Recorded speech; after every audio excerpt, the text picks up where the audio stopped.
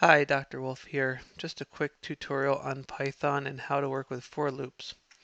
We're going to basically set up a variable instead of taking user input, and we're going to use this for our loop control. So use this variable to control our loop iterations.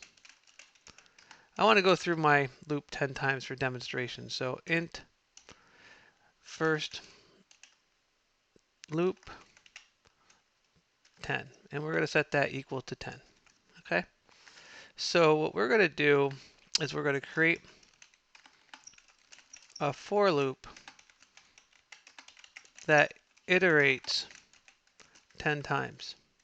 Okay, so what we'll do is use for, then we're going to just use an arbitrary letter, I, and we're going to use in range. And what that's going to do is going to allow us to say what we want to do is start I at 1, and what we want to do is compare it against this loop variable, and we want to add 1 every time we go through. Okay, so what's going to happen if we say print and we say loop value comma I, it's going to tell us how the value of I increments. Then you notice here I made one little boo-boo when I started my for clause. Just make sure we add the colon at the end of our line to get rid of that problem. And we should be in pretty good shape here overall. So let's just double check to see what else is underlined. Other than it doesn't like the white space, and I like to keep my editor not yelling at me, so we got rid of the white space. And if we right click here and run this now, you're going to see we went through that loop 10 times. Okay, we started at 1 and we went up all the way up to what this number was. So if we say we want it to be 15 and we ran this, we go all the way up to 15. Okay, so that's how we do a loop. Now, what we can do is a second loop. Okay, let's do a create another loop iteration.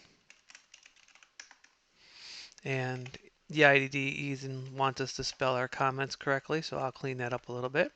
And what I'll do is I will call this one int second loop, and I'll set this one to 15, and I'll do that one to 15. Go back up and make this one 10, just so it coincides with my variable name. And what we can do is we can create a nested loop. Okay, so create a nested loop here.